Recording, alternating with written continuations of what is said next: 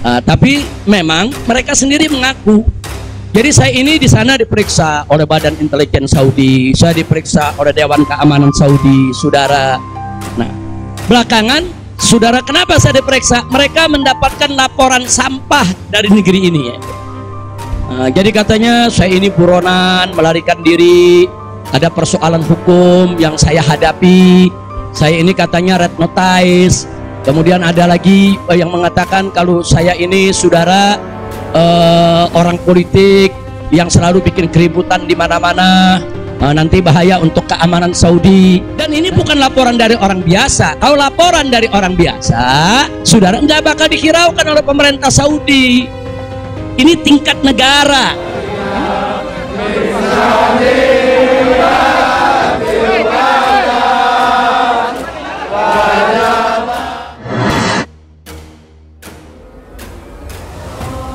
Saya malu sekali kalau saya harus katakan, oh di Mekah ini susah, kita diasingkan.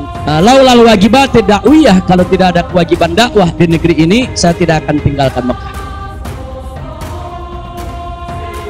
Selain Menteri BUMN, Rizik Syihab merupakan tokoh yang kerap menyerukan revolusi akhlak. Namun kita tahu, akhlak dan ucapan orang ini sangat jauh dari nilai-nilai Islam yang rahmatan lil alamin.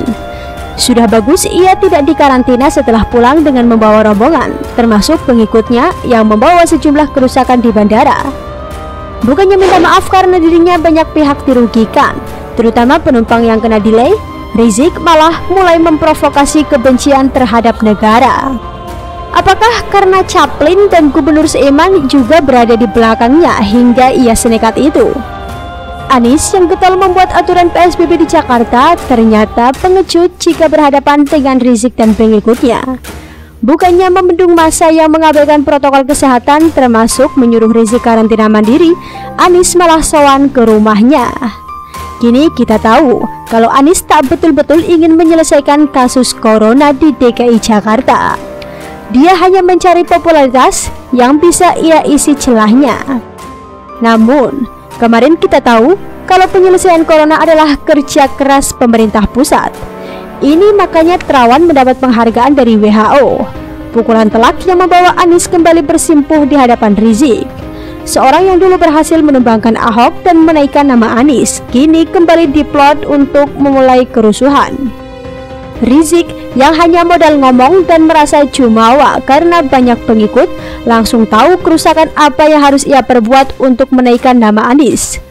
Cara satu-satunya dengan mengadu domba antara pengikutnya dengan pemerintah. Kaburnya ia ke Arab, ia jadikan cerita seolah-olah tekanan pemerintah Indonesia. Dilansir dari detik.com, pemimpin Front Pembela Islam atau FPI Habib Rizik Syihab menyebut otoritas Arab Saudi mendapatkan informasi sampah yang menyebabkan dirinya tertahan di Arab Saudi. Laporan sampah itu, kata Rizik, diterima Saudi dari Indonesia. Tapi memang mereka sendiri mengaku. Jadi saya ini di sana diperiksa oleh Badan Intelijen Saudi, saya diperiksa oleh Dewan Keamanan Saudi, saudara. Nah, belakangan, saudara, kenapa saya diperiksa? Mereka mendapatkan laporan sampah dari negeri ini. Ya. Jadi mereka bilang ini zubalah. Nahnu nahsul alal maklumat kadhibah. Kita mendapat informasi yang bohong. Bahkan mereka bilang zubalah itu sampah. Ya, informasi sampah tentang Anda.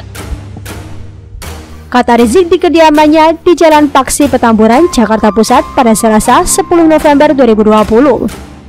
Menurut Rizik, dirinya disebut memiliki persoalan hukum sehingga pergi ke Saudi. Selain itu, Rizik disebut sebagai tokoh politik yang kerap membuat keributan. Jadi katanya saya ini buronan, melarikan diri, ada persoalan hukum yang saya hadapi. Saya ini katanya red notice. Kemudian ada lagi yang mengatakan kalau saya ini, saudara, orang politik yang selalu bikin keributan di mana-mana, nanti bahaya untuk keamanan Saudi. Nah, mereka semua buktikan, apa betul Anda ini punya kasus hukum? Ada 2 kasus hukum, satu di Jakarta, satu di Bandung. Saya katakan kepada mereka, saya tidak punya kasus hukum. Mana buktinya? Saya punya SP3. SP3-nya saya terjemahkan ke dalam bahasa Arab. Makanya dalam sejarah nggak pernah ada SP3 diterjemahkan ke dalam bahasa Arab. Sebab kalau saya serahkan SP3, ya tentu kan polisi di sana nggak paham, intelijen di sana nggak paham apa isinya, apa maksudnya. Kita terjemahkan dalam bahasa Arab. Kita buat dokumen resmi, terjemah resmi. Dalam kesempatan itu, Rizik juga bercerita mengenai kehidupan di Mekah. Rizik menyebut kehidupannya di sana sangat nikmat. Saya sekeluarga selama tinggal di kota suci Makkah tidak ada kesulitan apapun.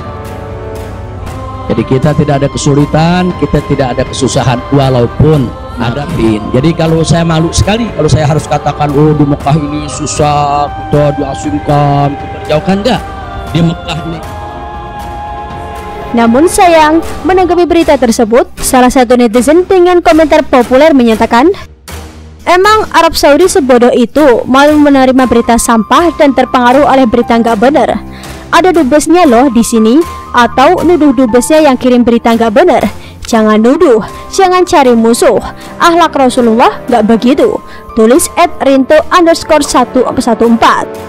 Komentar singkat ini sukses menampol mulut Rizik yang gemar menyerukan revolusi akhlak. Sekarang kita jadi penasaran, apa definisi akhlak baik menurut Rizik? Apakah berkata kasar, mencaci maki, memfitnah, hingga berkirim pesan tak senonoh dengan yang bukan muhrim termasuk akhlak yang baik? Coba saja semua pengikut FPI disuruh menjawab pertanyaan ini sebelum memuja berlebihan pada Rizik. Soal berita sampah yang dikatakan Rizik, seluruh Indonesia juga tahu kalau Rizik memang memiliki kasus hukum yang belum diselesaikan sebelum pergi umroh. Totalnya ada 7 kasus hukum terkait penodaan, penghinaan, hingga pornografi. Belakangan, kuasa hukumnya menekan kepolisian menerbitkan SP3. Tapi, sebagai warga negara yang baik, harusnya ia malu pergi ke luar negeri saat urusannya dengan hukum belum terselesaikan. Apalagi FPI merupakan ormas yang getol menuntut Ahok untuk menaati proses hukum. Terkait adanya dubes Arab Saudi di Indonesia, tentu otoritasnya lebih berpengaruh ketimbang omongan pejabat tinggi sekalipun. Apakah Rizik sudah mengecek kebenarannya di kedubes Arab sebelum keluar-keluar menyalahkan pemerintah? Harusnya kalau ia mengklaim kehidupannya di Arab sangat nyaman, tak usah merasa ditahan untuk keluar. Bukannya dia sendiri memilih umroh untuk menghindari kasus hukum, malah kalah sama Firza. Ya, ini seakan kehidupannya benar-benar terhimpit antara terasing di negeri orang atau menghadapi kasus hukum di negeri sendiri. Anehnya, orang yang posisinya hidup segan mati tak mau masih saja dipuja-puja.